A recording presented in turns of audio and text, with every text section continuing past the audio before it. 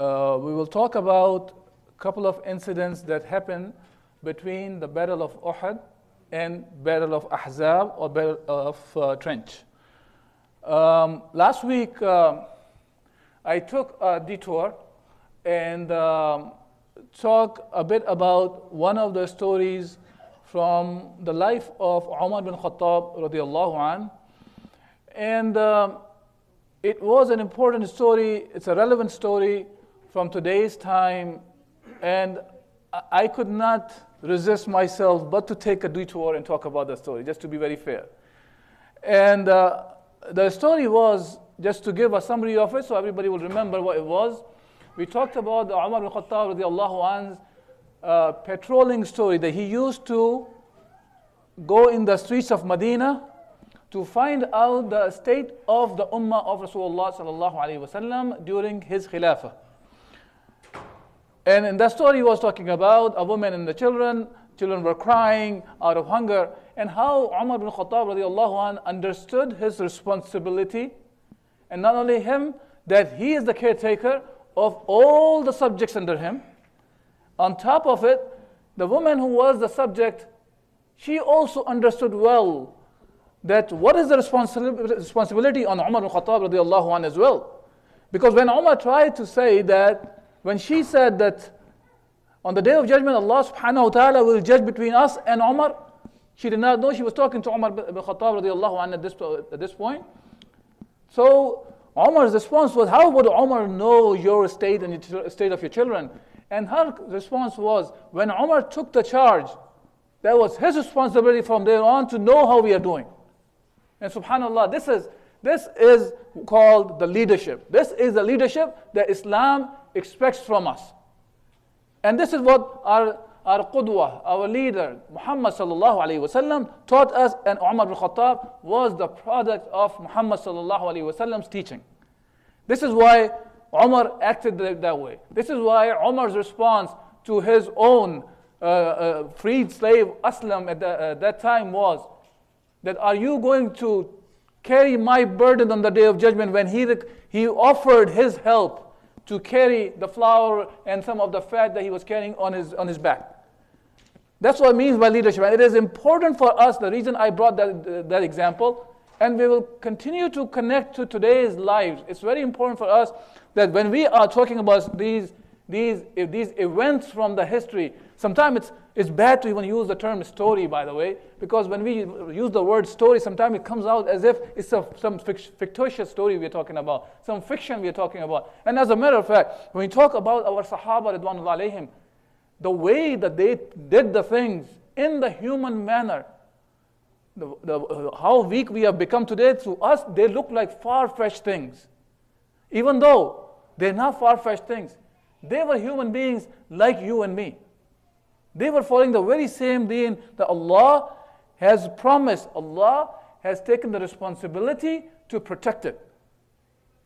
وَإِنَّا نَحْنُ نَزَّلْنَا الذِّكْرَ وَإِنَّا لَهُ لَحَافِظُونَ. We indeed are the one who revealed this dhikr, and indeed we are the one who will continue to protect it. It's preserved, it's not going anywhere. So the message that made Umar bin Khattab radiallahu anh as Al-Faruq, that message is still there. And when it comes to the human beings, we are same human beings as we were before. We are not the one who talk about humans are evolving. La hawla wa la quwwata illa billah. We understand Allah subhanahu wa ta'ala created Adam, and we are all children of Adam. And so was Umar bin Khattab radiallahu anh. And so are we. So now, we understand that we are all creation of Adam, Allah subhanahu wa ta'ala, we all came from Adam and Hawa.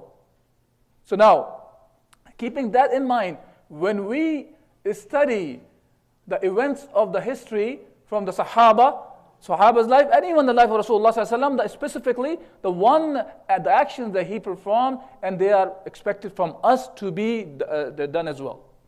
Okay, so keep that in mind, and let's move forward, inshallah. So today we will talk about some of the events that happened between Uhud and Ghazwatul Ahzab. Now, the reason I picked two of the main events, even though there were many events happen after Battle of Uhud. And when I'm saying even, many of them were Saraya or Ghazawat. And this is why one of the things that you see is specifically the Seerah of Rasulullah, some of the writers in the past, they call them as Maghazi, especially the Medina life. It's referred as Maghazi because there are many battles were fought at that time.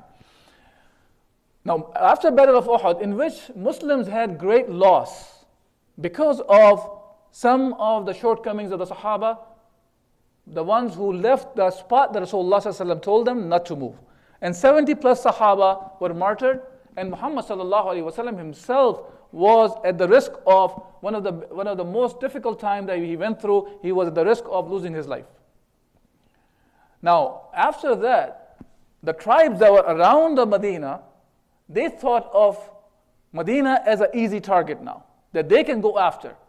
They can go after Muhammad ﷺ. They can go after the people in Medina and they can take over.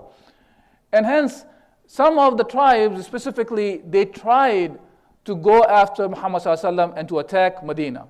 The first people who took up the arms against the Muslims in the aftermath of Uhud were from Banu Asad bin Khuzaymah. Now, while they were preparing to attack Muhammad ﷺ and even later on in the Khulfa Rashidin, one key thing we see that they were very well aware people of the surroundings. They continued to collect information. So they were aware of what was happening around Medina.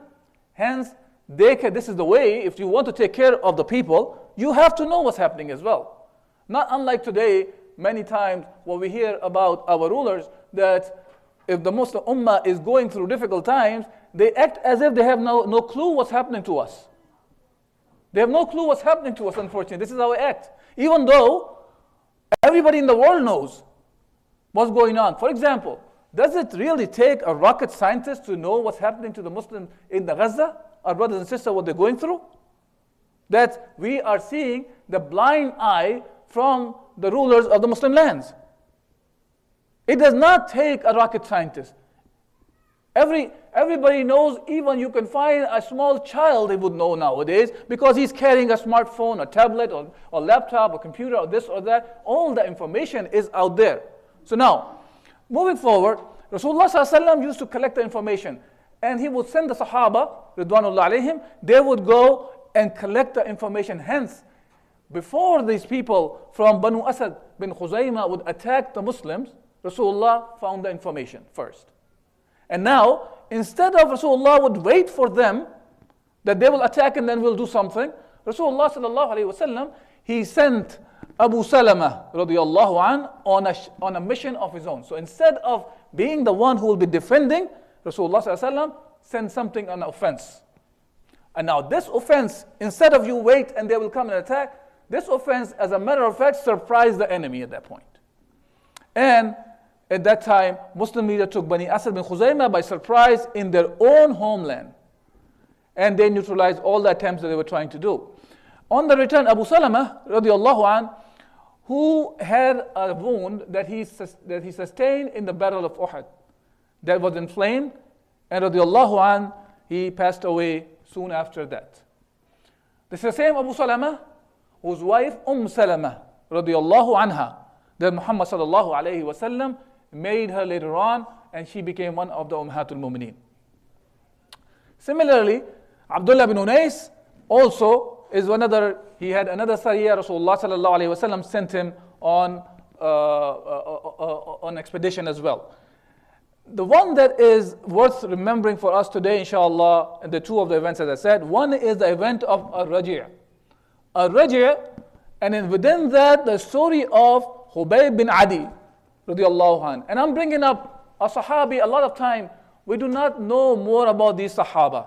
So it's good to know. Yes, we will continue to talk about Abu Bakr. We'll talk about Umar, Uthman, Ali, and Abu Ubaidah bin Jarrah, Sa'ad bin Abi Waqqas, and so on and so forth. That a lot of us have a lot of information, but inshallah we'll try to go to their lives also and connect to today's time. But sometimes it's good to go to some of the Sahaba which are lesser known. So Khubayb bin Adi, radiallahu an, was one of those Sahaba who played a role in this, which is remembered by us, and all the history will remember, inshallah.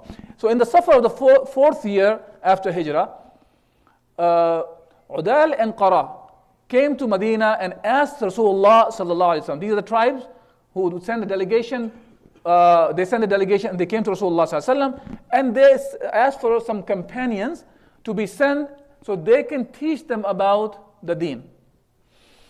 And they claim that they have Muslims among them and they wanted some to teach.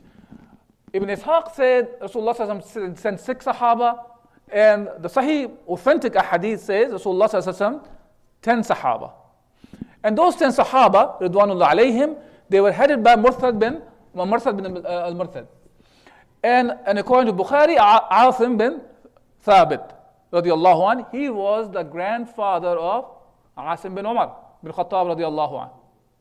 Now, when they reached the area which is called Al-Raji' between Rabigh and Jeddah, 100 archers from Banu Lihyan clan surrounded them and they attacked them. These 10 Sahaba, they found the higher grounds, they climbed up there. Now, some of the Bedouins, they said, we will give you protection, come down. They did not come down. And 6 Sahaba, along with Asim bin Thabit, they were martyred. Now, the 3 remained. The 3 that remained included Khubayb bin Adi and Zayd bin Ad-Dathna, and the 3rd one whose name is not mentioned. Now, these 3 stayed on the top, and now these Bedouins still again offer them support. We will protect you, come down. Now, but they continued to fight. As the other Sahabi, he was also martyred, and the other 2, Khubayb and Zayd, radiallahu anhuma, they were captured. When they were captured, and these 2 Sahaba were the ones who were engaged in Badr. So for the kuffar, these were engaged in Badr, we have to take the revenge from them because they were involved in killing some of the kuffar in the Battle of Badr. Now, when Khubayb radiallahu anh, when he was detained, and what they did, they planned to crucify him, gathered all the women, children, men around him. And they want to crucify him and create an example in front of them. So Khubayb radiallahu anh, he said, let me offer 2 rak'ah of prayers. And this is where, by the way, praying 2 rak'ah before martyrdom or before any of these kind of a situation you are in, is this sunnah of praying 2 rak'ah came from Khubayb bin Adi radiallahu anh. So Khubayb bin Adi radiallahu anh, he asked him and they allowed him to pray 2 rak'ah. And he told them, look, if I did not think of this, that you might think that I am scared of death, that's why I'm prolonging my prayer. This is why I'm not prolonging my prayer. Subhanallah. He even understood that the kuffar might think that a Sahabi is scared of dying. So he said, this is why I am not going to prolong my prayer. And he finished the prayer and he made a statement, which is a famous statement. He says, Allahumma ahsishim adada waqtulhum badada wa la tubqi minhum ahada. He said, O Lord, count them one by one, exterminate them to the last one, the one who were engaged in this torturous death that they were going to do. They were not just going to kill him, they crucified him. And as you know, the way the crucifixion works, that you stab him and you let them bleed to death, basically. And there's a famous poetry by Khubayb that said, قَدْ جَمْعَ الْأَحْزَابُ حَوْلِي وَلَبَوَّ قَبَائِلَهُمْ وَاسْتَجْمَعُوا كُلَّ مَجْمَعٍ وَكُلُّهُمْ مُبْدِيَ الْعَدَاوَةِ جَاهِدٍ عَلَيَّ لِأَنِّي فِي ثَاقِفِ مَضِيعٍ. And it goes on and on. The meaning of these verses that he was reciting are, subhanallah, very powerful verses. It says, the Confederates, meaning the Ahzab, the groups, they have gathered together. Their tribes around me, and summon all of them who could come, and they have gathered their women and children. I am bound fastly to a lofty trunk. This is how they do the crucifixion. And to Allah alone I complain my helplessness and sufferings, and of the death the Confederates have prepared for me. Lord of the throne, give me endurance against their design. They have cut my flesh bit by bit. I have been deprived of sustenance. They let me choose infidelity, but death is preferable. Tears roll out of my eyes, though not of fear. This is because of pain. By Allah, I fear not if I die a Muslim.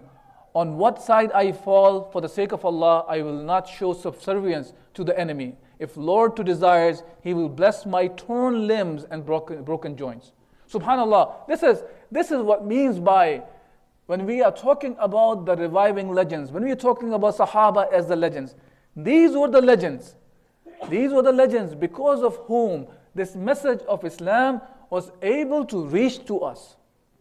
This is their strength. This is their attachment to the aqidah of La ilaha illallah Muhammad Rasulullah, their understanding that brought them to this point, and they are able to convey this message down to the next generations, and we are able to become Muslim.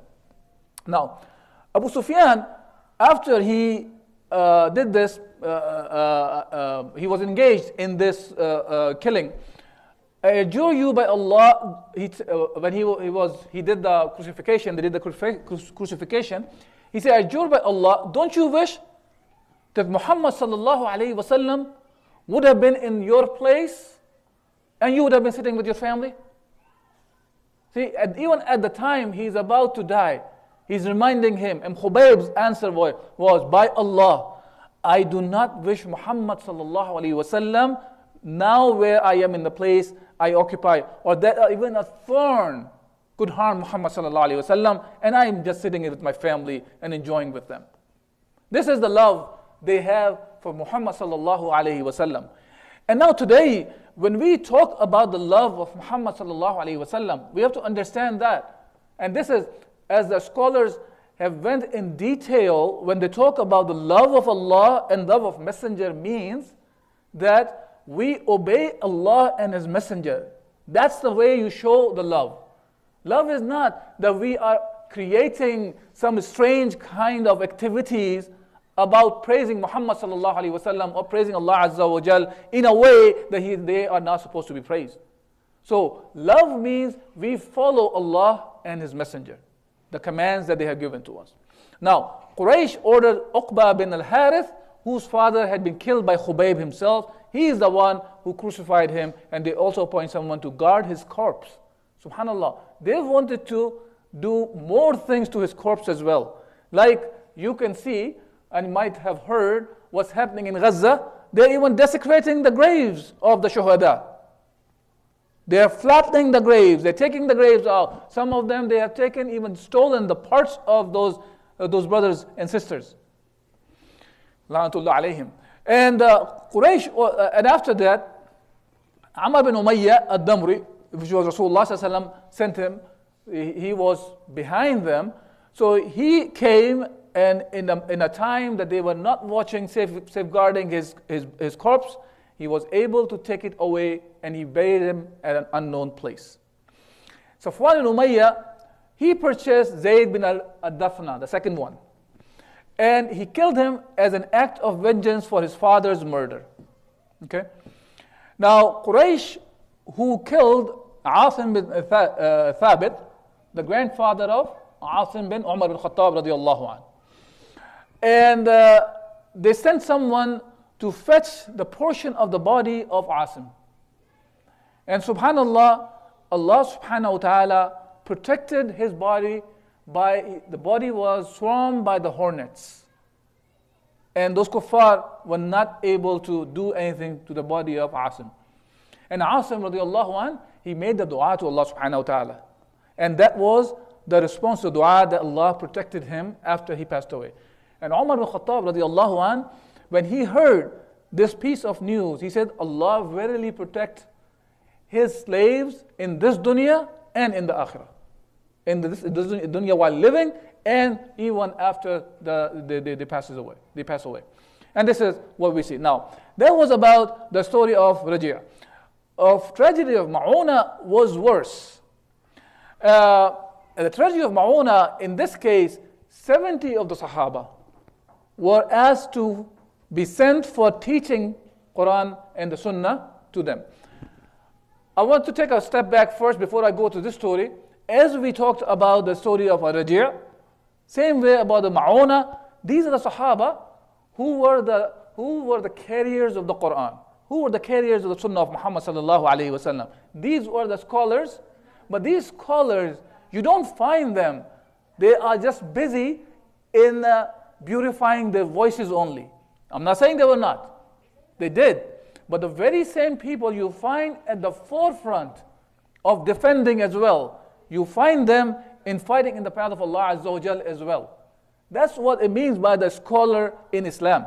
A scholar cannot be the one who can speak, but when it comes to the action is not there. So they were together. And that's why you see, whether it was 10 there and the 70 now, these were the Sahaba. They were engaged all the time to learning. Some of them are from Ahlul Sufa. Ahlul Sufa, they were the one who was destitute, poor Sahaba. They did not even have a place to live. They used to live outside in some area of the Masjid Nabawi, and some of them used to go out, collect some wood or something so they can make some earning. But most of the time, they engaged in learning from Rasulullah sallallahu alaihi wasallam. But that learning did not just kept them inside the masjid all the time. You find them, they were engaged in carrying the da'wah of Allah subhanahu wa ta'ala. And when Rasulullah sallallahu alaihi wasallam sent them in the time, when you talk about the tragedy of Ma'una, you will see that Rasulullah and the Sahaba were aware of where they're going, they can be in trouble. So when Abu Bara, Amr bin Malik, his nickname as spear player, came to Rasulullah sallallahu alaihi wasallam and he said, Ya Rasulullah, he came to Rasulullah in Medina, and he wanted some people to come and teach them about Islam. Rasulullah asked him to become Muslim first. But he said that he tried to delay it. And he did not agree, but he did not refuse. When he said, send some people, and the people out there, they are willing to listen in Najd. Rasulullah sallallahu alaihi wasallam, he said, and specifically he said that, إِنِّي أَخَافُ عَلَيْهِمْ أَهْلُ النَّجْدِ I am scared of these Ahlul Najd, people of Najd, that they will harm the Sahaba of Rasulullah sallallahu alaihi wasallam.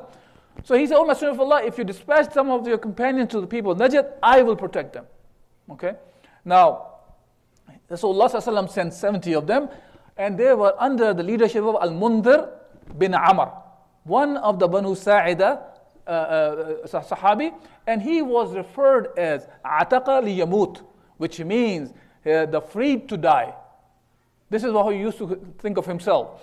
And he was the one who was commanding these 70 Sahaba who were from Ahlul Sufa, as I mentioned.